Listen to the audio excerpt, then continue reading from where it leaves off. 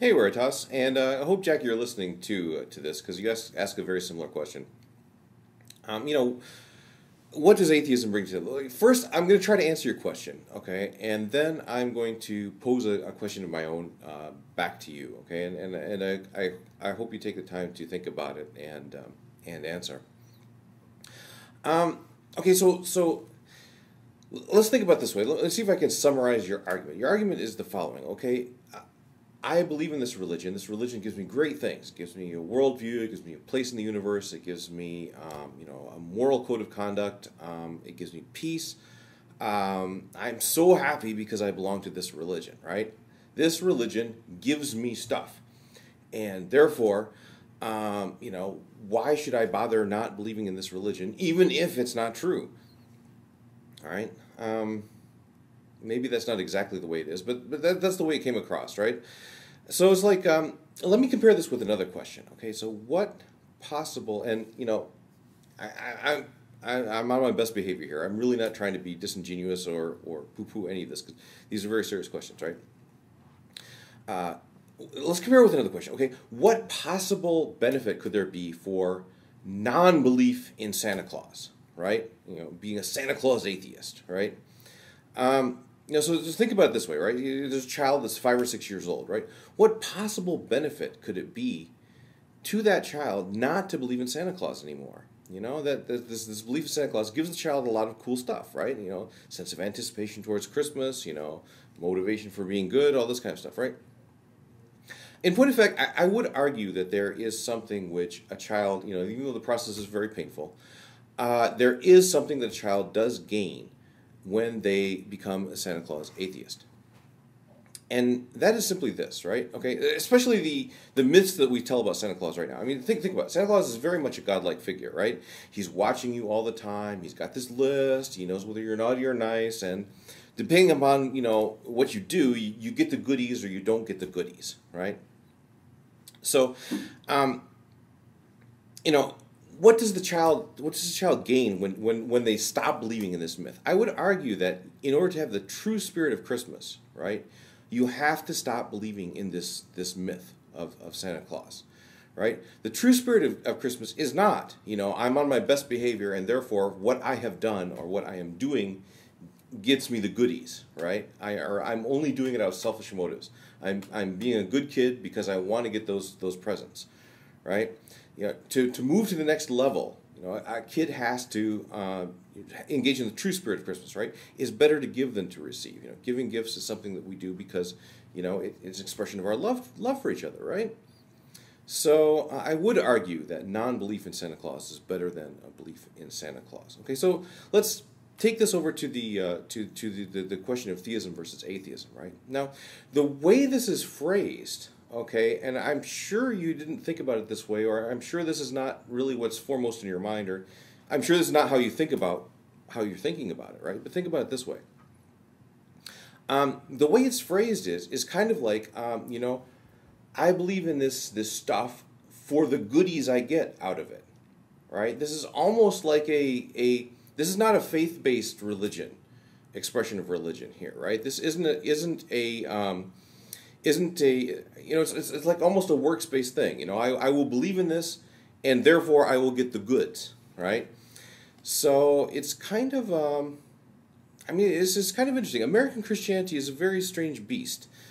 There's very much a very strong strain in here of non-faith-based things here, right? I believe in this religion because it gives me the goods, because it gives me this place in the world, because it gives me a feeling of peace and all of this stuff, right? The thing is like, that's really not.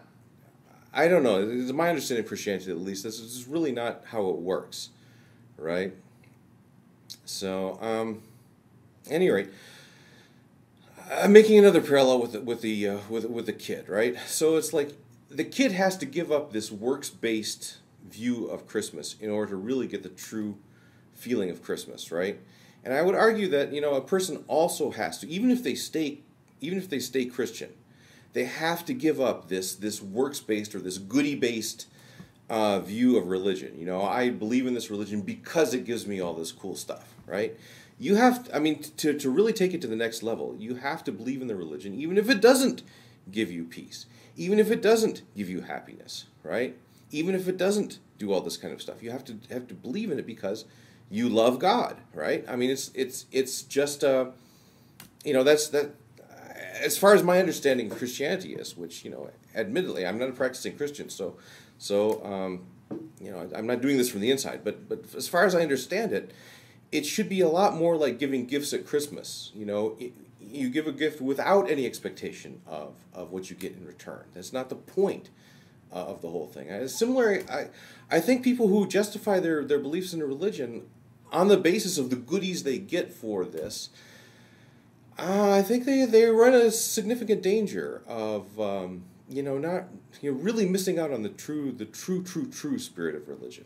And you know, having said that, I think that, you know, even if you stay Christian, you can take it to this next level, right? But I would also say that it is easier to do this. I mean, you know, a kid could still believe in the Santa Claus myth, right, and take it to the next level too, right? But it's probably easier for the kid to make this transition if they stop believing the Santa Claus myth, right?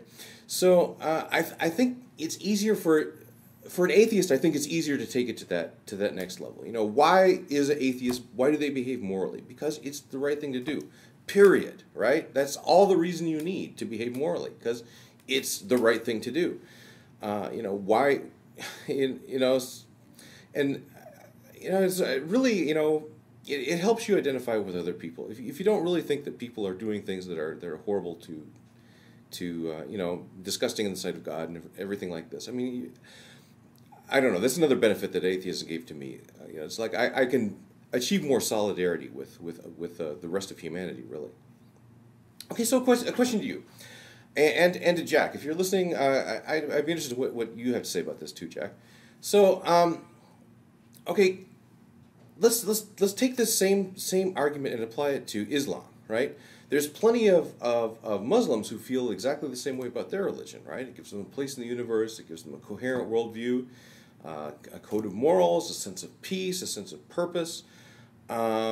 You know, a great set of, you know, great principles to organize a society around. Okay, they're very happy in terms of their religion. If they lost their religion, they probably would become unhappier, right? They'd get kicked out of their families. You know, they would be odds of the society that they live in, etc., etc. Right? Less peace, not more peace, right?